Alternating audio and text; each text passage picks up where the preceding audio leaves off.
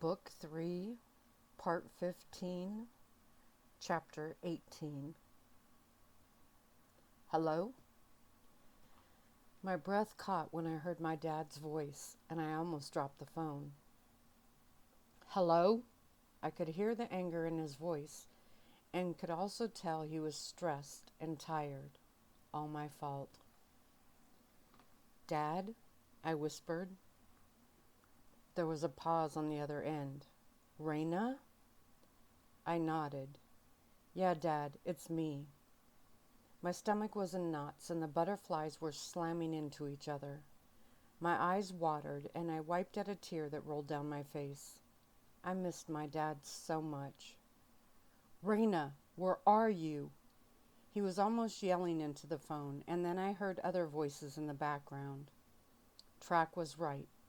They were going to try to trace my call. Dad, I want to talk to you about all this, I shrugged, picking at the comforter. We can talk all you want once you are back home. His voice was shaking now, too. A heavy wave of guilt washed over me, and a few more tears fell. I want to talk to you about this now, before I come home. I saw Phil shift a bit, but I kept my head down. My dad covered the phone, said something to someone else, and then sighed. Sweetheart, I don't know what they've told you, but it's all lies. He was trying to keep the rage out of his voice, but he wasn't succeeding. You need to come home. Tell me where you are, and I will personally come and get you. When I didn't respond, he sighed. I miss you so much, sweetheart. I've been so worried. With that, I started to cry. I miss you too, Daddy, I sniffled into the phone. I miss you so much. I do want to come home. And I did. The sensations swam around me, and I cried even harder. Hearing his voice made me want to crawl into his lap like Al had done with me. I think my dad swore then, but I couldn't be sure. Raina, sweetheart, do you know where you are? I shook my head. No, and that was the truth. We are trying to trace the call. Are you in a hotel? He roared, shouting over his shoulder again. Dad, please, I need you to listen to me. I will listen to every word, Raina. I will stay on this phone until we pick you up. Did you get away from them? He spat the last words, and I flinched, seeing Phil's hand out of the corner of my eye. No, they're here with me. My dad actually growled, and my eyes widened. He was beyond ticked. Then I'm sure they can hear me, he hissed, but his voice was choppy. He was moving or running. Let them know that I now know what they did to you. There was pure hate in his voice, and I gasped. I knew my dad was going to be mad, but I had never heard him so full of pure rage. Dad, they didn't do anything to me. They kidnapped you, Raina, he yelled, and I winced. Okay, there was that. They just wanted to tell me the truth, their side of it, I stated as more tears ran down. The background noises got louder. I heard machines beeping, the scratching static of walkie-talkies, and car engines. Raina, I know they made it sound like they're innocent in all of this. He was still moving fast. Trust me, they aren't. They tricked you and they're feeding you full of their filthy, horrible lies, he hissed. And Phil shifted more. Daddy, if you aren't going to listen, I'll hang up, I stated, without any real punch in my words. Another pause on the other end, and then my dad sighed. I am listening, but please, sweetheart, please don't hang up the phone. His sadness filled me, and I cried harder. Please, Daddy, you don't understand. I know you're doing this because you love me. I love you too, and I miss you so, so much. I was sobbing again. I want things back the way they were. They will be, sweetheart. He had stopped moving around now, and his voice was soft and shaking. I will fix everything. Believe me, I just want you home. I nodded, wiping at my face. Dad, about Phil. It's a lie, Raina, my dad stated quietly, trying to keep his voice calm. Whatever they made you think, it's just a lie. They planned this whole thing out long ago. The tears stopped and my forehead wrinkled. Why would they do that, I asked, let alone how. To get you away from me, he stated. Raina, there are things between us and them, vampires and werewolves, that you don't know about. Things that go back a very long time. We didn't always get along. I heard him grunt a bit and still heard voices talking behind him. I can't go into all of it now, but they know. They set this whole thing up to get you, my daughter, away from me. Dad, really, I sighed, although my head was spinning with his words. I didn't believe any of it, but was floored that my dad seemed to. They're not trying to plot against you, I whispered. Raina, let's just get you home. Then you and I will sit and talk as long as you want, for days if you want. His voice cracked just a bit. I just want you back home. That started the tears again. I nodded and was about to agree. If I could go home and just talk to him face to face, I could explain, and he would understand. I opened my mouth to agree, and then my dad changed my mind. Get Jonathan now, he roared, putting his mouth to the side. But those words slapped me hard, and I frowned. No, Dad. Sweetheart, he has been tearing cities apart trying to find you. Okay, my dad was losing points quick. Dad, you aren't listening to me. I want to talk to you, not to anyone else. Raina, here, listen to his voice. Dad, no, I yelled. Hello, love, came another voice, and I slapped my splinted hand over my mouth. Jonathan's face jumped into my mind, and I suddenly felt like the room was spinning. Raina? I opened my mouth to talk, but nothing came out. Raina, we're going to come and get you. We'll bring you home and fix everything. His own voice was shaking now too, and I heard the same rage in his words. Memories washed over me, and I could almost smell him. His sweet face, his beautiful smile. I really was a monster. The memories flooded me with guilt. I choked back more tears, but I couldn't stop them. What was wrong with me? Love, please give us some landmark. Can you see any signs? He was talking fast now, and I heard my dad next to him. Did she see any signs while they were driving? Have her look for street signs. Is she inside? Jonathan asked the questions, and I drew in a long, slow breath. Jonathan, my voice cracked. I'm sorry. So sorry for what I have put you through. I swallowed hard, pulling my hand back into my lap. You put your life on hold for me and a lot of other stuff I probably don't even know about. When Phil's body tensed, I reached over and took his hand, not able to fully hold it with my splint on. When I get home, I'd like to sit down and talk to you. We can talk all night, he stated, trying to chuckle. For days if you want. I flinched. Those were the same words my dad had used. Those two were more alike than I realized. It was almost creepy, someone whispered, and I turned to see Track now kneeling next to me. They're right there listening, I heard Jonathan tell my dad. There's no way they're going to let her tell us where she is. Raina, it was my dad now, and he was spitting mad. Put one of them on the phone, any one of them, right now. Yikes. Track, Phil, and Ryan all held out their hands. I noticed the others were standing there now as well. So much for privacy. Dad, I sighed hard. I know that you believe everything you're telling me, but you're wrong. I nodded hard for emphasis. This is all just a huge, really, really huge misunderstanding.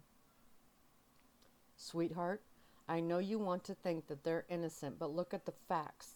They drugged you and kidnapped you. You wouldn't let them talk to me, Dad. For one very good reason.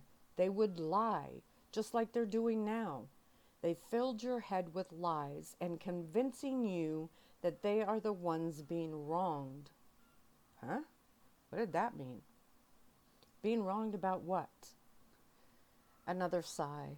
It's a long story, sweetheart. Let's get you home and then we'll talk. When I didn't respond, he sighed again. Trust me, when you hear the whole story, you'll be glad we brought you home. What in the world was he talking about? Daddy, please, I know there's a lot of stuff that goes on that I don't know anything about. That was an understatement. But this has nothing to do with that. This is just about me. And Phil. I looked up at him and he gave me a nod of support. No, sweetheart, it's not. Okay, I was starting to get a little annoyed now. Yes, it is, I snapped. All that other stuff, the politics, the grown-up stuff, I shrugged, has nothing to do with this. This is about me and Phil, Dad, plain and simple. Really, my dad stated, and I could picture him standing there, his jaw tight. If that's true, then why did they have to kidnap you? 'Cause you kidnapped me first? I tried, shrugging. Okay, he didn't, but still. No, because they had to get you away from us in order to put these thoughts in your head. There was a long pause. They had to separate us because I know the truth. What is the truth? I whispered, my heart racing. They want power, Raina, and you're their ticket to getting that. Dad, that's just plain crazy, I chuckled. Why in the world would they? Think about it, he stated, and I heard more voices behind him. How many full-blooded werewolves are there anymore? I blinked hard. They're becoming extinct, Raina. Soon there won't be a single full-blooded werewolf anywhere. The bodies in the room moved a bit, but I couldn't look up at them. My dad sighed. This is what I want to explain to you, not over the phone. I want you home, safe, and then I'll explain everything. I don't think you'll see those wolves in the same light after I do. A large rock thudded in my stomach. I knew there were other things going on, things that my dad and my Pat kept from me, but it couldn't be something like this. I thought about all the wolves that I knew. There were still plenty of them. Look what happened at Owlsaw, my dad said, and I gasped out loud. How did he know about that? Word travels fast, sweetheart, he replied, again sounding like he was running. The other wolves don't like what's happening any more than we do. They know what the Poulsen Pack is trying to do, and they want to stop them. Dad, did you... I couldn't even finish that sentence. No, I didn't. They came to me, he stated. They wanted me to know that they didn't agree with what happened. They want to keep the peace that we have founded. They went to Owlsaw to confront that pack, but they ran and took you with them. I swallowed hard. Dad, there may be all that going on, but that's because this whole thing got out of control. They just wanted me to have a chance to talk to Phil. Really? Then why didn't they just march in here and do just that? I chuckled. Because you packed me up and took me away? My dad gave a small laugh and my heart soared. So I did, but it was to keep you safe. Silence on his end as well as on mine. I'm not in love with Jonathan, Dad. Okay, he stated, and I balked. Let's just get you home. Wow, not what I expected. Dads have a way of tricking you, though, making you think that they believe you to get you to do what they want. I love Phil, I spat out quickly before I lost my nerve. Got it, someone shouted behind my dad. His voice changed and got stronger. Raina, we've just left Owlsaw territory. Let them know that I will find you and I will bring you home. And then I will deal with them. I love you, sweetheart. Then the phone clicked and there was silence on the other end. I pulled it away from my ear and stared at it, dumbfounded and slightly numb. Whatever else I didn't agree with him on, he was right about one thing. There was more to all of this than I realized. Track jumped up and was shouting something, but I didn't hear him. Ryan was barking orders that just sounded like buzzing in my ears. How could I have ever thought this was just about me and Phil? An entire pack, the largest there was, raced around from city to city to find me. A legendary pack opens its arms when they had never done so before.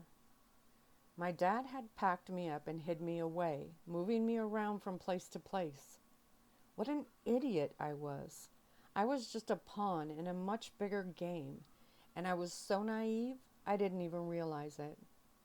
Naive and self-centered, I thought hard, now not even seeing the phone in my hand. To think that all those wolves and all those vampires would go to such extremes just to have me date the one they thought I should? Idiot was not the right word. I was pathetic. Tay? Phil tried to smile when I looked up, but his eyes were tight and angry now. Seemed everyone was angry now. I tilted my head and looked at him, mulling over what my dad had said. No part of me believed that Phil was in on this bigger game. I didn't think any of the wolves here were, except maybe Ryan. There was a twinge of guilt for that thought, but he was the Poulsen counterpart to my dad. He was the one in charge. The rest of us were all pawns, being played, manipulated, and moved around while the powerful ones bent over the board trying to beat the other. My lip twitched. They had used us. Phil, me, the guys. I wondered what role Jonathan played. I hoped he was a pawn just like us, but I couldn't be sure. More memories started to flood in, things that I had dismissed before. Jonathan was very powerful in his own right. He and my dad were close, too close. I remembered the massive building in the city and Beamers. I remembered Allison and Alyssa telling me that those were just a few of his assets. True, vampires lived long enough to acquire things, but like my dad, he seemed able to get anything he wanted when he wanted it.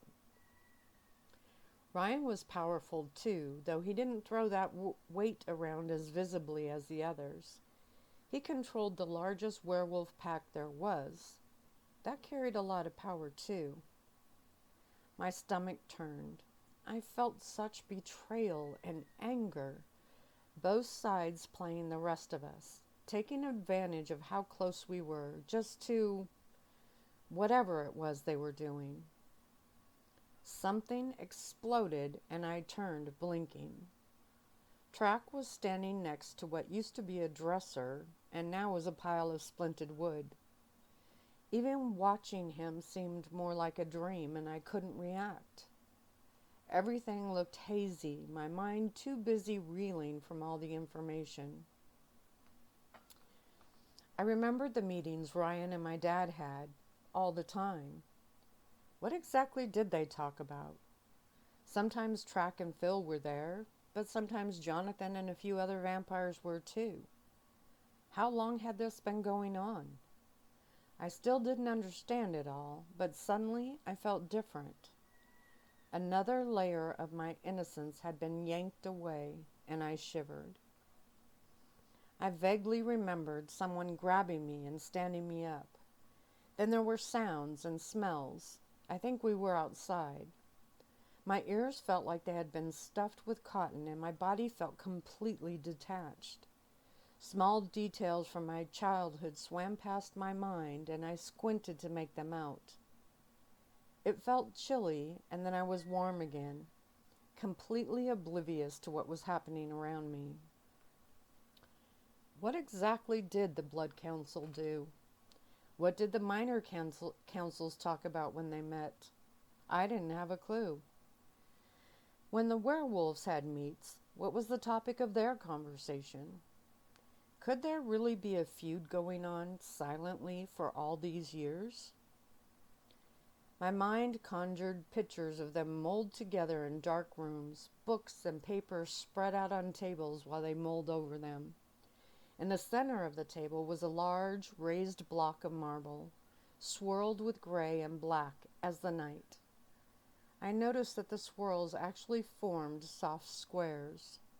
Then one of the shadowy forms leaned over, picked up a small figurine, and sat it on the board. The image of the figurine became clearer, and I realized it was a perfect replica of me. The voices around the table muttered words I couldn't hear, and then another game piece was set down next to me. This one looked just like Phil. Tay. My brows wrinkled, and I focused on the small game piece. Raina. I blinked hard. Sounds started to weave through the cotton in my ears. I heard my name again and frowned as the game room faded and other images came into view. I looked around, watching them become clearer. We were in the SUV, and it was dark outside. Another car drove past us on the other side of the freeway, their headlights bright, and I flinched. Tay. I turned and saw Phil sitting on the other side of me. My brows bunched, and I looked around again. Track and Rock were sitting across from us. Jackson was driving, and Ryan turned and watched me from the passenger seat. Where are the others? I asked. In the other rig, Rock stated. Then I moaned. My dad, I whispered, the memory of the phone call seeping in. It's okay, Phil whispered, and I shook my head. No, it's not. But it will be. I nodded to no one in particular. I just have to sit him down and talk to him. The car was silent, and I sat back, chewing over exactly how I was going to get my dad to believe me. I reached over and took Phil's hand, pulling it into my lap with mine. I will figure this out. Don't worry. Jackson gave a low chuckle, and I smiled over at him. Just then, a phone rang, and I jumped. We all looked at Phil, and he quickly lifted up a bit and pulled the phone from his back pocket. It was the same one I used to call my dad, or looked like it anyway. He's been calling nonstop.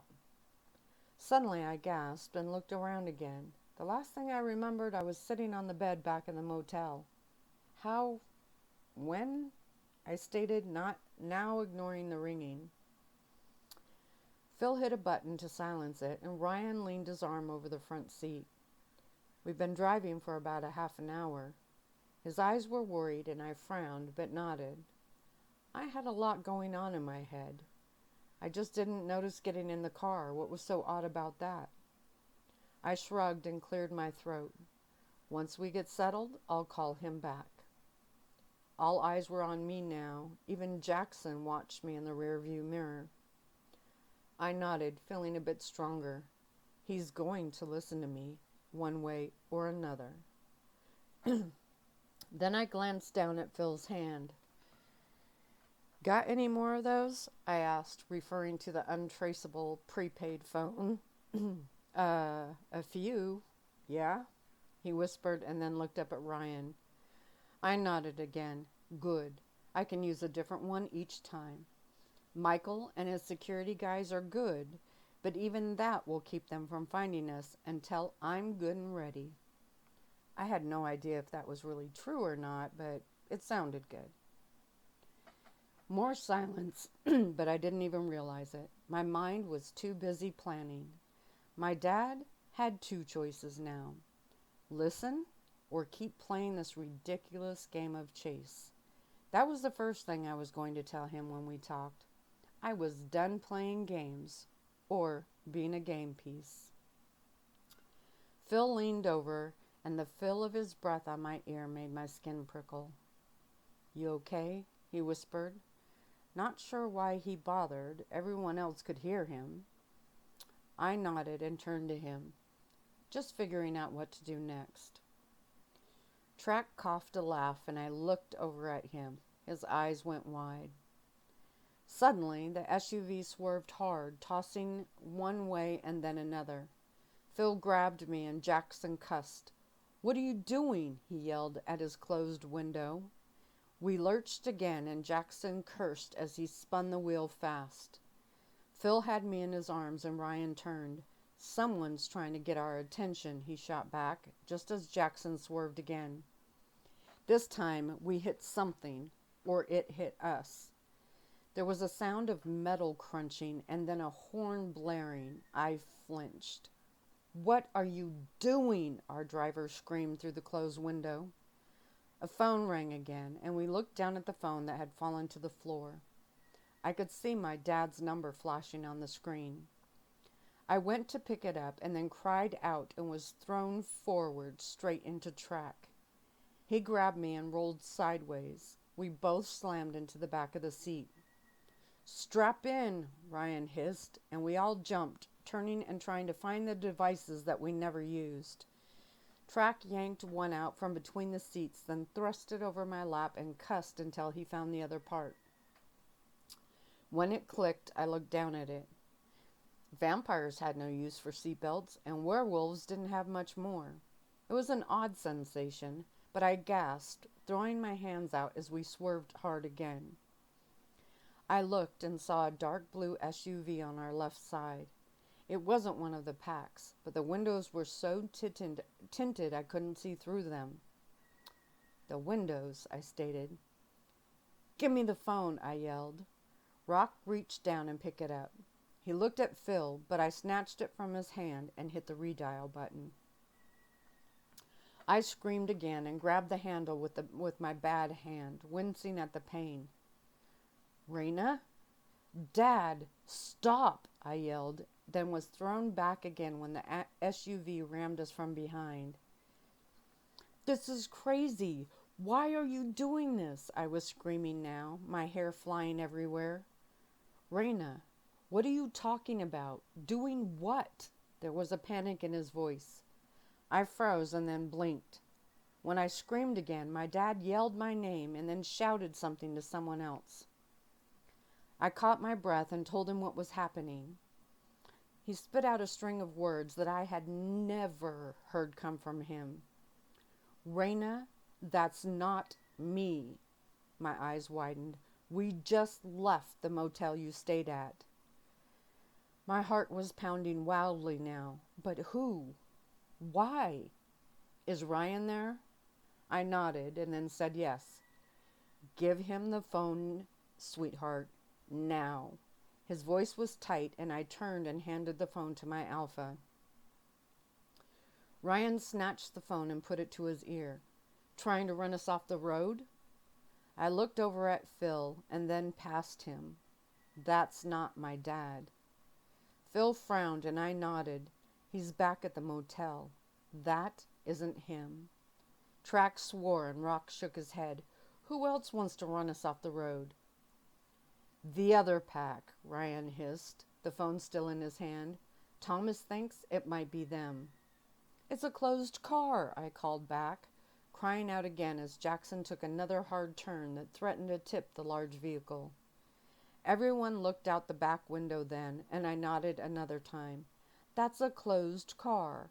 Why would a pack need a closed car? My splendid hand was throbbing, but I ignored it.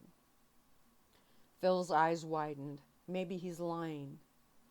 I frowned. Why would he lie about being right behind us? I snapped. That was just going too far. Then it's a trap, Jackson yelled from the driver's seat. Having someone else do it so we can call him for help. Why would he need to do that if he found us? Ryan snapped and then looked at me. And Thomas would never put her in this kind of danger. I gasped, then looked at the headlights that were moving quickly towards us. He was right. Furious or not, my dad would never do this knowing I was inside the car. The next hit was harder still. The impact slammed my head back against the seat, and our car was thrown forward. Something fell off one of the two cars, and the night was lit up with sparks as it bounced down the road behind us. All right, I said, all right, Ryan nearly screamed into the phone. Then he turned. Phil, call the others. We're turning around. Phil snatched a bag off the floor and nearly ripped the zipper off. Why are we turning around? Track snapped, but his eyes were on the lights behind us. To meet up with Thomas, Ryan growled loudly. We all yelled again as our attacker slammed into us. Are you crazy? Track snarled towards the window, but I couldn't be sure if he was yelling at them or at Ryan. My heart was nearly bursting out of my chest, but it wasn't my dad that I was worried about. Who was trying to run us off the road, and why? Phil yelled into his phone, telling the others what we were going to do. Everyone grab onto something, Jackson yelled back. Rock and Track grabbed me. Then Jackson turned, hard and fast. The tires squealed, the SUV tipped and spun hard. I could smell the burning rubber. I closed my eyes and braced myself, expecting us to tip and roll. But Jackson was good. Our vehicle survived the quick change of directions, and we were now speeding back down the road. I pushed away from Rock and Track, turning to look back. Our attacker was still following us. Up ahead, two other large SUVs were squealing and spinning. Jackson threw out cuss words as he maneuvered through the live obstacle course. Marcus, Aaron, and Cal were in the black one, and the other dark blue one was trying to gain control as they swerved. Jackson sideswiped them as we went, hissing threats on his way past. Then we heard a sound that turned my blood ice cold. The sound of metal slamming into metal at very high speeds. It rattled my teeth and shook my bones. I screamed and went to turn, but Rock shoved my head into my lap. Stay down, he yelled in my ear. My stomach tightened and I felt a wave of nausea wash over me. What just happened? Then my ears rang as something behind us exploded. The SUV shook. Jackson hit the gas and I stared at the carpeted floor as we flew down the road. This couldn't be real. This wasn't happening, I thought as I rocked back and forth. That sound, I had never heard anything like it before. My mind threatened to point out the obvious options, but I wouldn't let it. I couldn't. Maybe the bad guys couldn't take the turn like Jackson could. I nodded to the floor. That was it. The bad guys lost control and I couldn't even finish that thought. I closed my eyes tight and tried to push it all out. The minutes passed and I stayed bent over, my arms on my knees and my head down. No one told me to sit up, or if they did, I hadn't heard them. But I stayed this way because I was terrified of what I might see. Even if I couldn't see out the windows, I would see it on their faces, and I couldn't handle that. It had to be the bad guys. It just had to. Cal, Aaron, and Marcus were right behind us. I was sure of it, positive of it. I closed my eyes tighter and refused to let any other possibility in. "Hang on, here they come again," Jackson roared. And then we were hit. This time they hit our side, which caused us to spin hard. Jackson spun us back, and Ryan was yelling in his phone again, giving landmarks to my dad. "Daddy, please," I whispered to my knees. "Please hurry and save us." Chapter 19. "What are they doing?" I heard Track yell. Then he cussed, and I grunted as someone landed on me just as the glass shattered right above my head. I gasped and then heard an odd popping sound coming from outside. Before I could react, our car dropped on one side, hard and fast. I heard metal scraping against the road and saw sparks fly, even from my odd position. Someone's hand undid my seatbelt, and then I was shoved onto the floor. We were swerving wildly now, the screeching and scraping nearly drowning out the popping sounds. "Gunshots," I gasped, finally able to connect the dots. Then my eyes bulged. They were shooting at us. "Stay down," Phil yelled into my ear, and all I could do was nod. I barely noticed the weight on top of me as my mind raced. We were slowing down now, and the car was pitching and swerving everywhere. My stomach lurched from the extreme motions, and I closed my eyes, my forehead on the floor. Who was doing this, and why? "There," Jackson yelled. "There they are." Then he hit the brakes. I flinched as the sound of metal grinding ate at my ears and locked my jaw. The car bounced as it slowed and finally came to a stop. I could hear everyone panting, and their hearts pounded louder in their chest. For an instant, no one moved. The weight was lifted off of my back, and then I heard them all shouting. I lifted my head a little and then screamed as the door was yanked open. It flopped to one side, and I looked up. "Dad!" I screamed and lunged, wrapping my arms around his neck. He pulled me out of the car, scooped me into his arms, and started to run.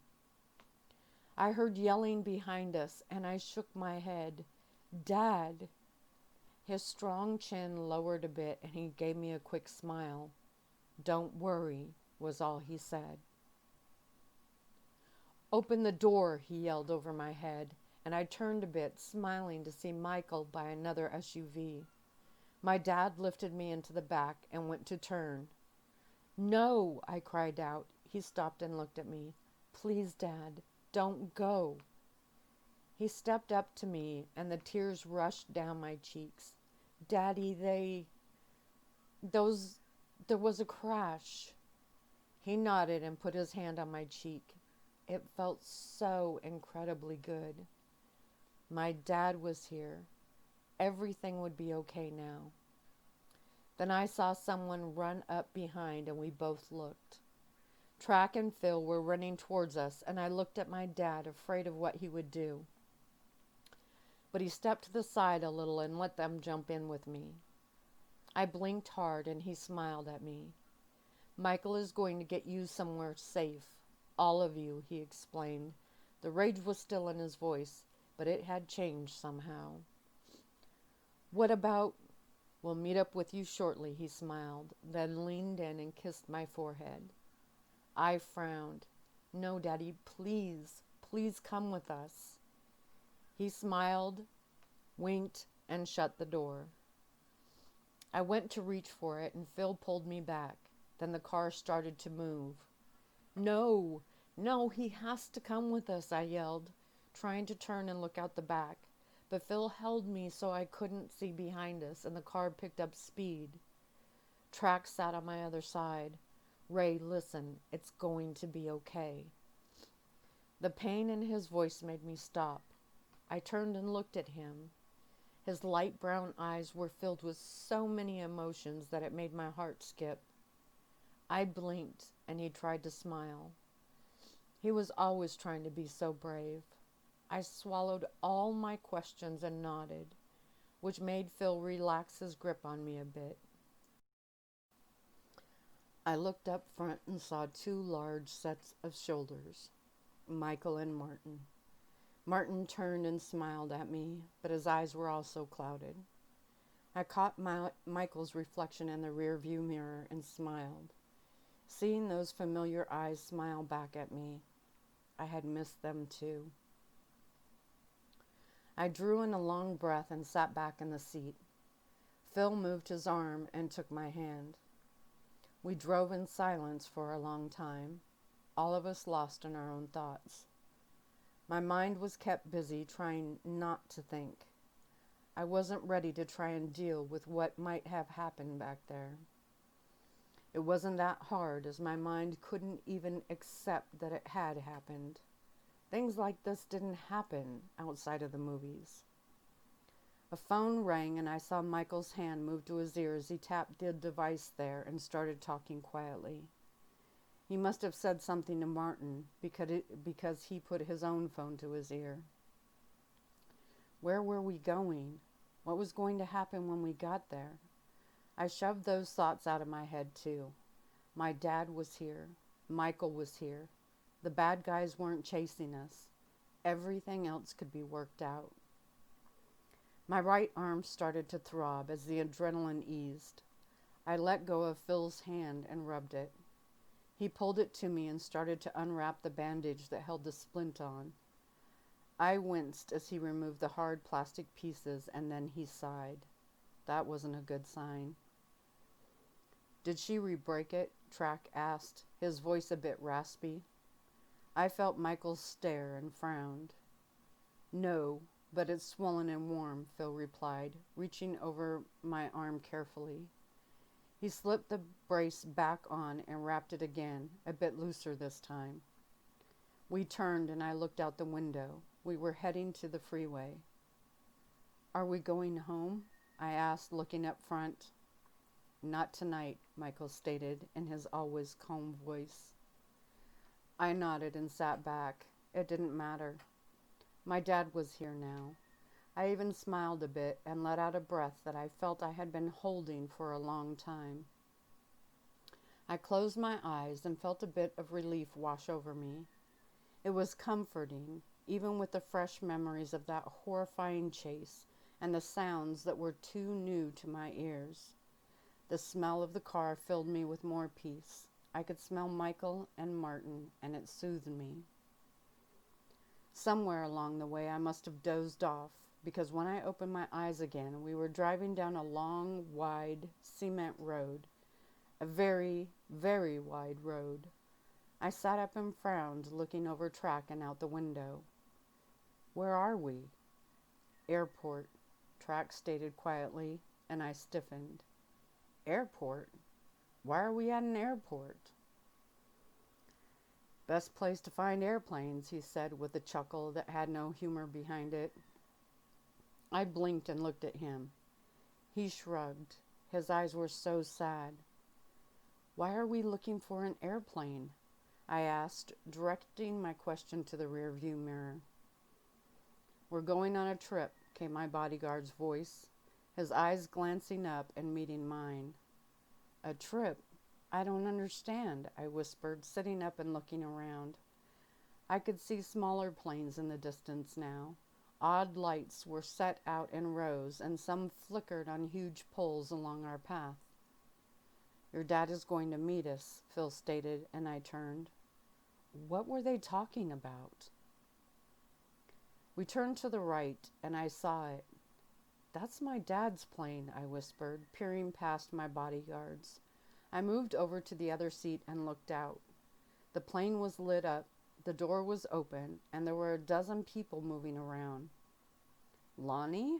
I tilted my head as I saw my dad's pilot pointing at something and talking to one of the men. Are we back in town? Martin shook his head, still looking forward. They just landed and are refueling. I noticed a large fuel truck to one side and I shook my head. But I don't understand, was all I could say. Everything was spinning in my mind, things I didn't know how to process. This couldn't be real. I got myself in a lot of predicaments, but this was too over the top even for me. When the car stopped, two of the men trotted over and opened the back door. "Get her on board," Michael stated as he looked over the back seat. One of the men nodded and held out his hand to me. I looked at it and backed away. Track and Phil pushed me out of the car and climbed out behind me. "My dad!" I yelled, looking over my shoulder as they pulled me towards the removable stairs. I grabbed onto one of the railings and Track grunted. "Get on the plane," he snapped. I swallowed hard. "I'm not leaving without my dad," I stated firmly, looking out across the runway, hoping to see his car speeding towards us. Then I grunted as my best friend snatched me, threw me over his shoulder, and ran up the metal stairs. He ignored my threats and set me down inside, where two other large men were waiting. "Sit down," Phil said, looking at me, and then at one of the chairs. "No," I snapped. "I'm not sitting, and we're not leaving until the others get here." This was ridiculous. Somehow this was all explainable, and it wasn't some crazy high-speed car chase. I was just on adrenaline overload. The mind has a way of spinning things out of proportion under stress. I nodded at my own conclusion and looked at Phil and Track hard. "Sit down," Phil stated again, and I balked. "Or I'll sit you down myself and tie you to the chair," Track hissed, pointing behind me. My eyes widened and I backed up, plopping into the leather seat and looking up at him. He nodded and then two of them turned and moved to the door. "No!" I yelled, jumping up. They stopped at the hatch and watched outside. When I took a step towards them, they turned and Phil growled, letting it vibrate at the end. My knees bent and I landed back in the chair. Okay, that was cheating. I huffed and moved to the window, pushing the cover up.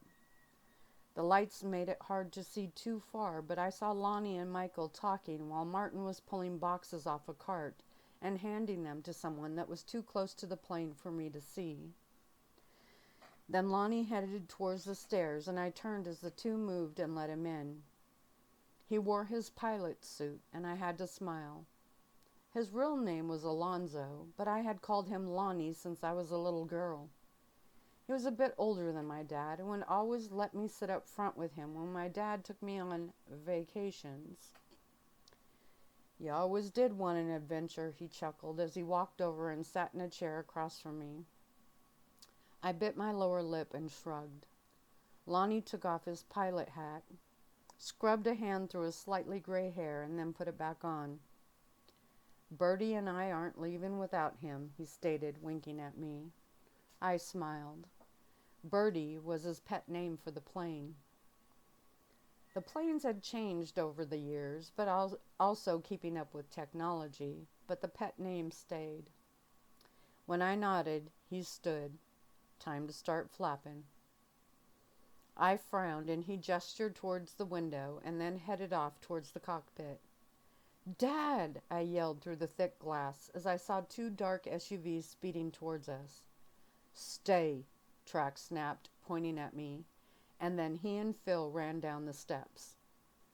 I growled but plastered my face to the window, ignoring the other men that were starting to board. My eyes were glued to the cars and my heart was racing. The doors flew open and I smiled as my dad jumped out of one. Track and Phil were at the cars now, and I nodded as Ryan and Jackson climbed out of the other. Where did all the big guys in dark clothes come from, I thought. Then I gasped. Jackson turned and helped Rock out. He slipped his arm around my packmate and half carried him towards the plane. As they got closer, I saw that Rock's clothes were torn, and I could smell his blood before they were halfway up the stairs. "What happened?" I cried out as they stepped in. I tripped, Rock smiled, but my stomach nodded. His face was smeared with a mixture of blood and something black. He had a cut down the side of his head that was bleeding. I didn't get a chance to look him over more. Track stepped in, and he was actually carrying Cal in his arms. The owl saw wolf was completely limp, and the smell of his blood was overwhelming. I shook my head, my eyes wide, and Track growled at me to sit back down and get out of the way. His anger froze me, and I felt someone grab my upper arm and move me back to the seat. They took Cal and Rock into a back room, and I watched a man with a duffel bag rush in behind them. "Fly this thing!" I blinked and turned as my dad stepped in. His face was also smeared in something that looked like soot or black dirt. His coat jacket was missing, and the sleeve of his shirt was ripped. Then someone else stepped in, just as they started to close the hatch. "Jonathan," I gasped and put a hand to my stomach. The engine started, but I barely noticed. His square jaw was tight, his black hair was wild, and he wasn't wearing a shirt at all. I blinked, then remembered something tied around Rock's thigh when he had hobbled past. I looked back at the small hallway and then back at my dad, and Jonathan turned. I blinked as they came and sat in chairs across from me. "Buckle up, sweetheart. We're in a bit of a hurry." I nodded numbly and strapped the seatbelt across my lap without thinking about it. My head was pushed back a bit as the plane turned and started to pick up speed. There was a click, and then Lonnie's voice came over the loudspeaker. "Start flapping and no singing until we are flying." That brought a smile to my face. It's what he said every time we took off. I remembered being a little girl sitting in the cockpit with him. It was the first time I had flown without my dad, even though we were on our way to meet him. Lonnie had given me the microphone and told me to announce our takeoff. "Start flapping and no singing until we are flying" was the first thing that came to mind, and he had laughed so hard that it became his standard announcement. "Raina?" I blinked and looked back at my dad. The look on his face told me that wasn't the first time he had said my name. When I frowned, he gave me a small smile.